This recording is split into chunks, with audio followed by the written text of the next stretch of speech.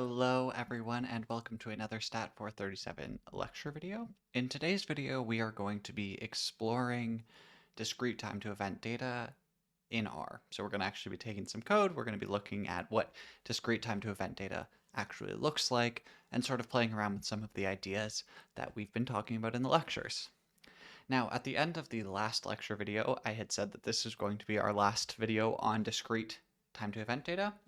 That's not entirely accurate. I'm actually going to do another couple of videos after this one where we talk in more detail about sort of how we can end up using GLMs to fit these models, right? So we talked about that. We saw how that's going to sort of work out, but we didn't really dive into that in any real detail. And so in the coming lectures, I'm also going to be talking about how we fit those models, and then we can see how we fit those models sort of using R.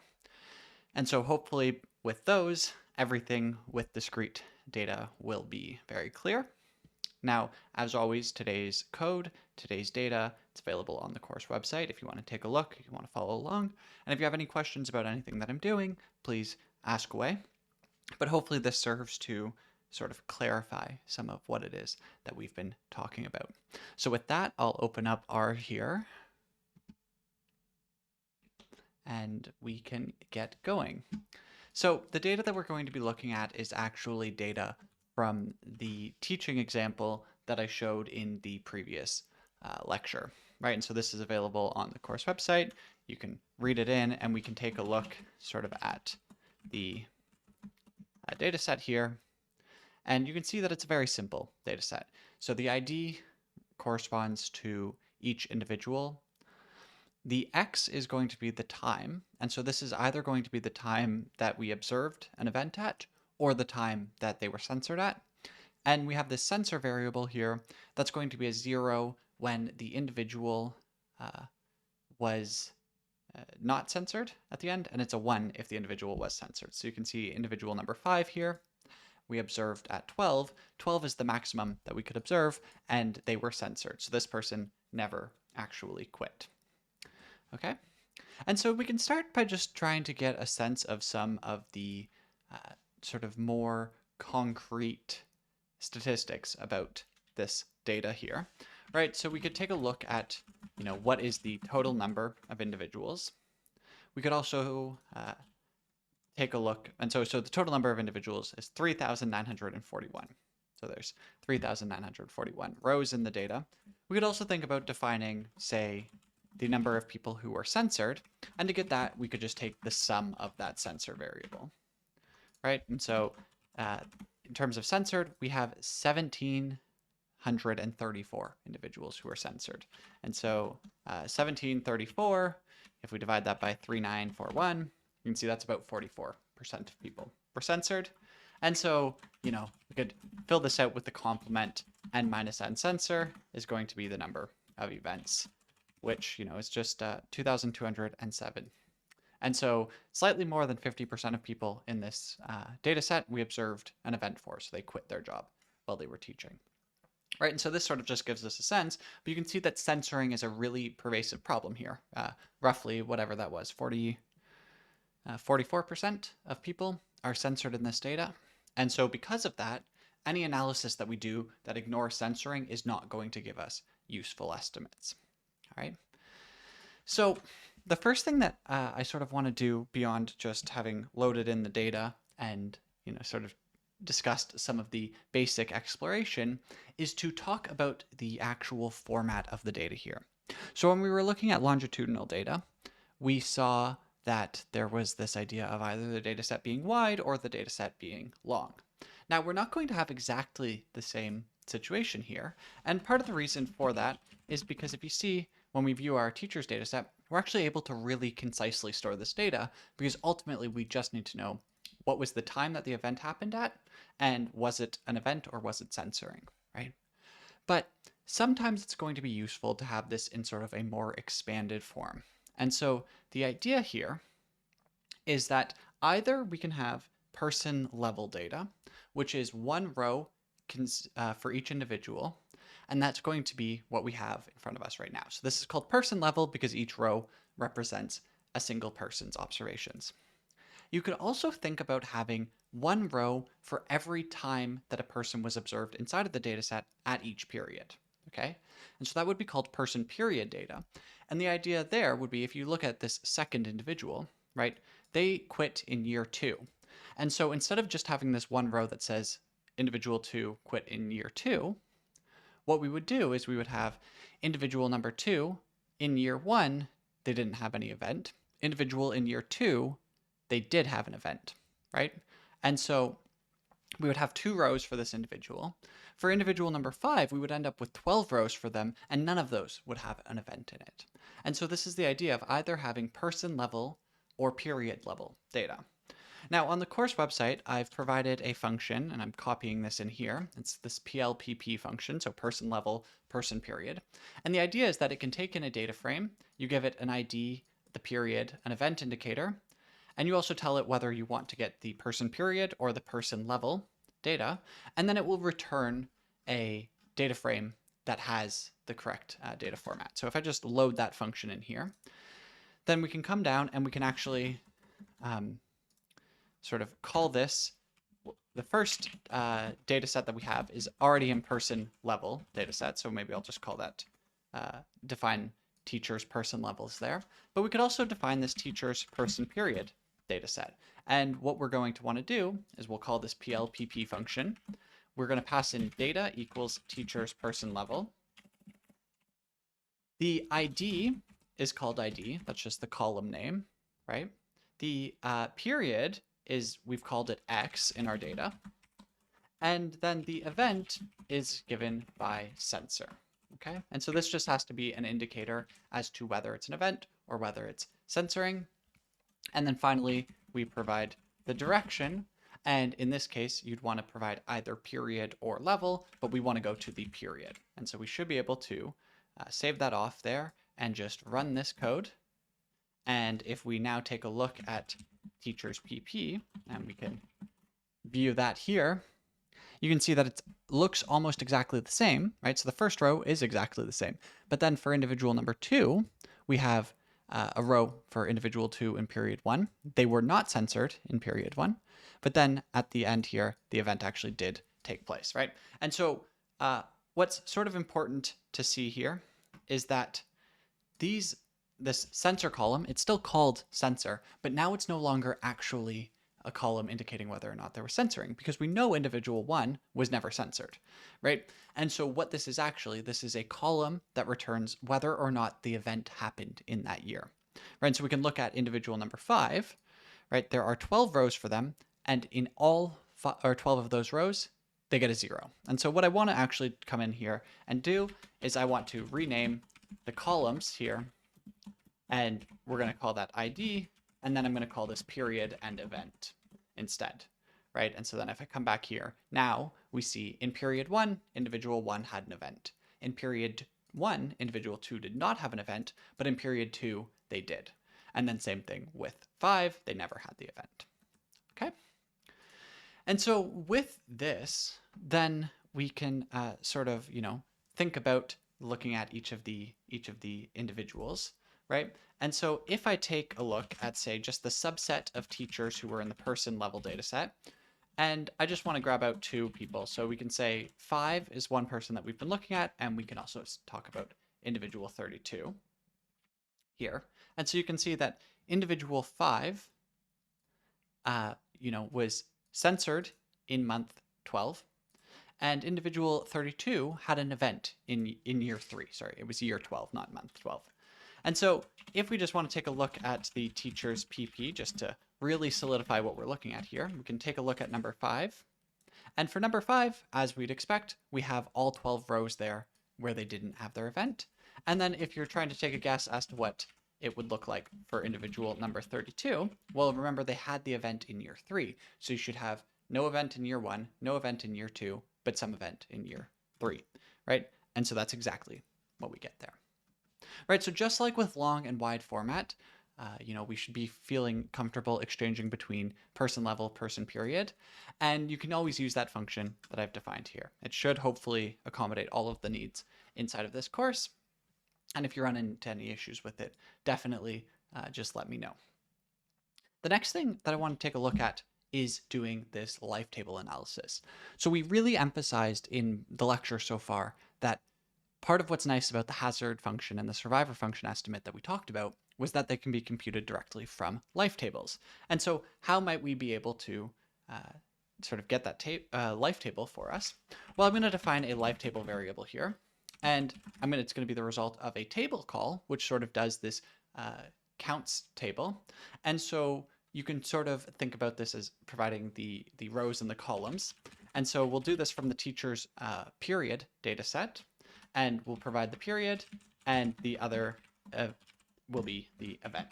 And so if we actually just take a look at what life table looks like right now, what you can see is we have these 12 different rows in our data set, and each of them is going to give us the count for the number of individuals who had a 0 observation and the number who had a 1 observation. And so we can see this isn't quite a life table yet, right? But what this does give us is this column right here is the number of events that are happening in each period. And so based on our notation that we had, this is going to be giving us this dk value, right? That's what we had called that. The other thing that we could actually sort of take a look at immediately is if you have this life table variable here, what I can do is I can say define something called an estimator. We'll call it the estimator here. And if I call prop table and I pass in life table, what this is going to do is it's going to convert it into a proportion. And then I just have to provide whether I want to do it based on the rows or based on the columns. And so if I provide a 1, you can see if I come in here, what this has done, if I scroll up, is it's taken the proportion of 1s and the proportion of 0s. And so why do we care about this? Well, the proportion of 1s is exactly the hazard function that we were talking about, right?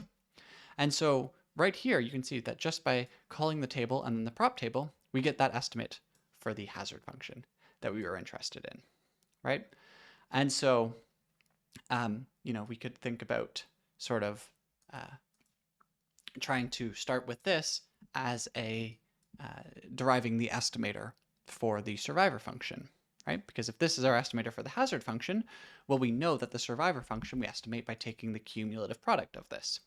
And so what I'm going to do is I want to add on a new column here. So what I'll do is I'll bind together these columns that we have here along with a 1, right? And the reason that I want to do this, if I just look at this again, is because the survivor function is going to end up going into this row. But what we have to do to get the survivor function is we have to take sort of the cumulative products with 1 minus the hazard. 1 minus the hazard is this 0 column here. And so if I sort of rename these things, I can call names the estimator, and show what we're going to be doing. So we have 1 minus the hazard, we have the hazard, and then we have the survivor function. And obviously we haven't actually computed the survivor function yet, but the reason I want to initialize it to some 1s is so that when we start the cumulative product, this column is sort of easy to deal with. Okay? And so how might we be able to do that? Well, in R, there's this cumulative product function. And if you provide the cumulative product a list of values, you can see that it starts with the first one, and then it multiplies it into the second one, and then takes those two, multiplies it by the third value, right? So the cumulative product is sort of exactly what we want to do. But now what I can do is I can say the estimator, the survivor function of the estimator should be the cumulative product of the estimator, where we take a look at 1 minus h. Now, if you actually take a look at running this code right here, and we should have had some spaces there, sorry, the column name was incorrect. So if you actually take a look at this, you can see that it's this named list, right? And so what I actually want to do is I want to do an unlist of that. And the only reason there is just so that we don't run into any issues with our vector assignment. Okay, and so if I do that, now our estimator sort of has the values that we were looking for. So if I just take a peek at it now, you can see that we have this column where we have this survivor function here. Okay, but what I really want to do is start this from time 0, right? Because this started in year 1 where we could start to see failures, and we know that we should really start talking about our survivor function where it starts at 1, right? At the start, there should be nothing. And so what I can do here is I'm just going to rbind 101 onto the estimator. And finally, we get down to this nice data frame here, where we have 1 minus our hazard function, we have our hazard function, and we have our estimated survivor function. You can see that it's decreasing over time. And all of this is computed directly from that life table, right? So just to recap what we did, we used the life table to sort of get that summary. We converted it to a prop table by just calling prop table. And then here, all of this was just a way for us to get this into a nicely formatted, correctly named data set here. But really, the magic for computing the survivor function comes with this cumulative product. Okay? And so that sort of becomes this interesting way of us to build out our survivor function. But, maybe what we wanted to do is actually consider plotting the survivor function or the hazard function, right? And so I want to expand out what we've been doing just a little bit further. And so what I want to do is actually add in a time column into our estimator. So I'm going to go back to cbind, and I'm going to do it as a starting at time 0, and it's going to be the number of rows of the estimator minus 1 as the end time. And we want to bind that onto this. And so all we've done here is we've added this new column out front, which is representing the time. And so maybe I will also add in the name here. So if I go call names, estimator, and we're looking at the first column, we just call that time here. Oops. Call names, estimator, gives it the T. And then what we can do is we can turn this into a data frame to make it a little bit easier to plot with. Right now, it's just a numeric matrix. And so what I'll do is I'll say estimator should be the data frame of the estimator. And I want to set check names equals false. And the reason I want to do that is because it will not like the fact that we've named this column 1 minus h. It's going to convert that into something that looks a little bit ugly. And I want to keep that there. So if I do that, and now I take a look at this, this whole process has gotten us this data frame that has all of sort of the values in it. But now we can plot with it. And that's really what we were trying to get to. So maybe we want to plot the survivor function.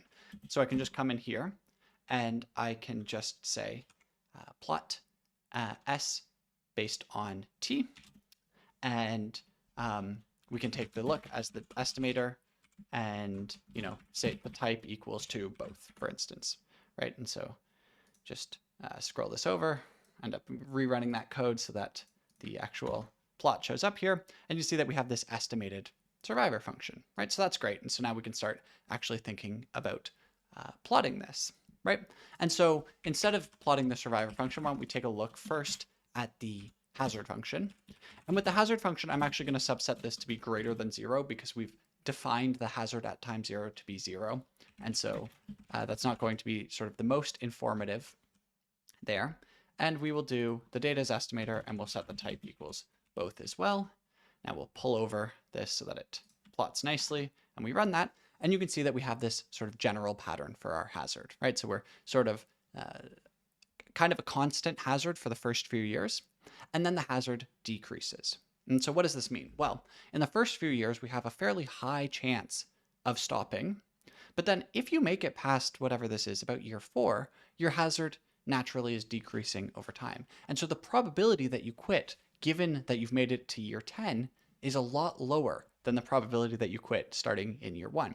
And so what this seems to sort of be suggesting, based on the shape of this hazard, is that there's sort of this funneling out of individuals who don't want to be in the field of teaching, right? And so there's a lot of teachers who start and then quit early on in their careers. But it seems like sort of once you've made it a little bit deeper into your career, you're likely to stay for a lot longer, right? And so that's sort of what that hazard function is telling us. And that sort of checks out with an intuitive understanding. That makes some level of sense. And so we had already taken a look at this survivor function plot here, but you can see, that's sort of giving us the same information. You just have to work a little bit harder to see it. So you start surviving at 1, and then it sort of drops very steeply, but then the drops sort of tailor off. And you can see there's almost this implied asymptote here.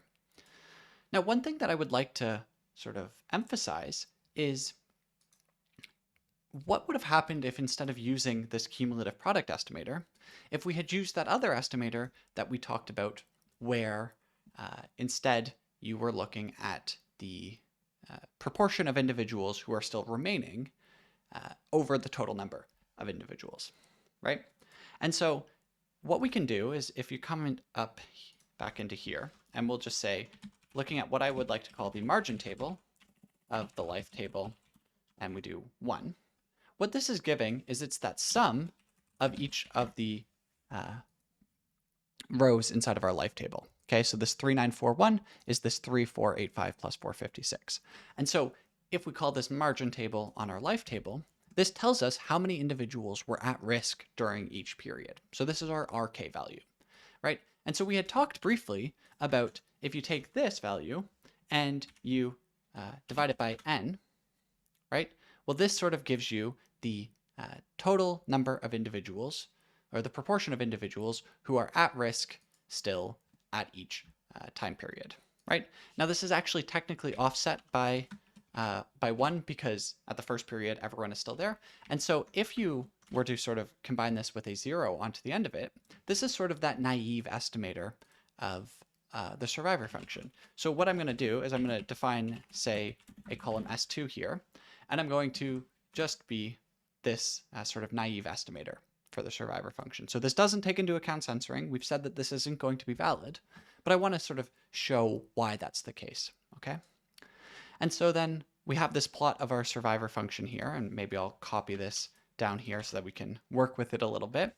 I want to also add on to this a line of S2 described by the T from the estimator, and maybe we'll make the color equals red. And then here, I just want to set the Y limit to be between 0 and 1 so that we can see this sort of the full survivor curve.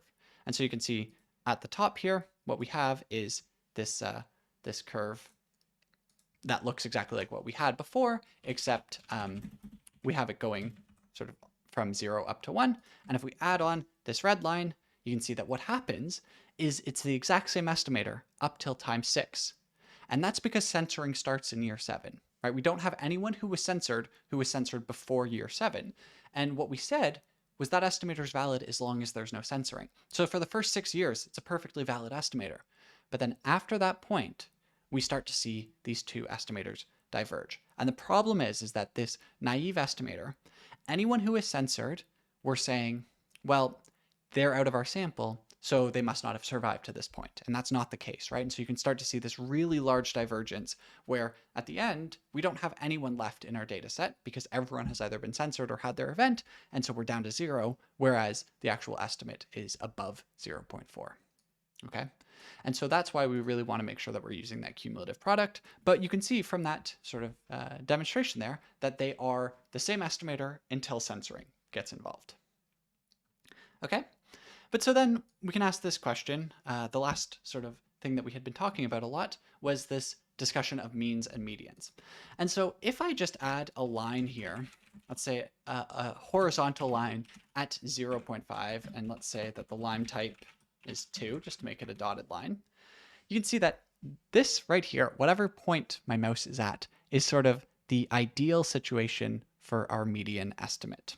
Okay, and so we can see, just judging by this, this is somewhere between 6 and 7, probably, right? So 7 is here, it's between the 6 and 7 points, and it's, you know, who knows, somewhere about halfway between those. But we do actually have a way of estimating this directly.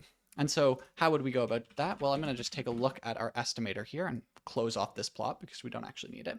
And so what we said in order to estimate the median was that we wanted to take a look where our survivor function was above 0.5 and where it first crosses below.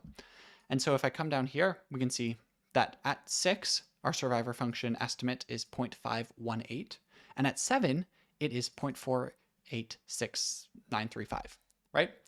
And so what this means, based on sort of the notation we were using in class, is that we're going to set m to be equal to 6, right? So it's the last value that's still above 0.5. And then what we need is we need the SM value. And so SM is going to be the value of the estimator. And it's the survivor function. And instead of it being at 6, it's at 6 plus 1 because we have 0 there. right? And so we have M, we have SM, and then SM plus 1 is going to be the estimator, S at 7 plus 1, so at 8, right?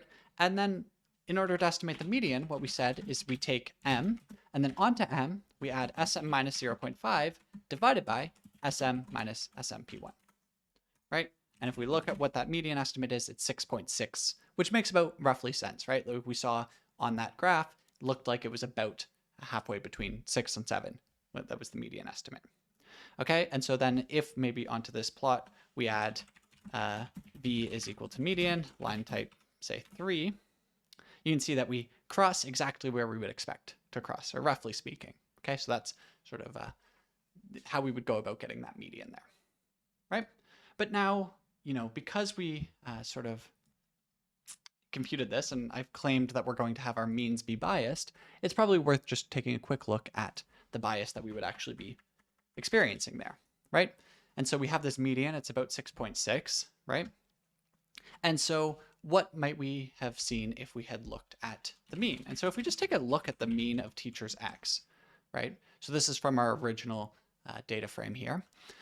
And X we know is set to be the censoring time for anyone who was censored, and it's set to be the observation time for anyone who actually observed an event. Oop, and I'm getting this weird graphics error because I closed off my plot, but you can see that the mean there is 6.3, right? So this mean is roughly 6.3.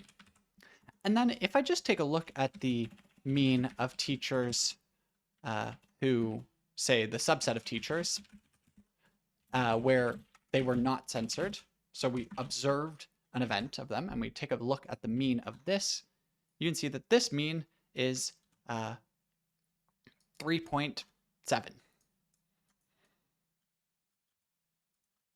Right? And so it's even lower than the individuals. And so what this sort of is telling us is that, we have these mean values that we could compute that sort of make some sense to computing, but they're heavily biased downward, right? We have an estimated median of, somewhere between 6 and 7. And while this mean sort of captures that okay, the sort of the values here are definitely pushed down below where they should be, right? And so that sort of is the risk of doing this. And that's why we focus on using the median instead. And so hopefully that makes a little bit of sense and sort of describes in detail. Like I said, what we're going to be doing next time is instead of relying on the life tables here, we're going to be looking at how we can actually use generalized linear models to fit these same types of things, right? So hopefully all of this makes sense. I'd encourage you to grab this data, make sure that you can get these transformation functions running, and then just play around with it a little bit yourself. You can think about making sure you fully understand where we're getting those hazard functions from, where we're getting the survival functions from, make sure that you could get the medians yourself, and sort of just play around with it. There's also a lot of other survival data on the course website, and you could walk through it in a similar way with that. As always, if you have any questions at all about anything that we've talked about here, please reach out and ask me. And otherwise, I'll see you in the next lecture where we continue into a little bit more discrete time survival analysis.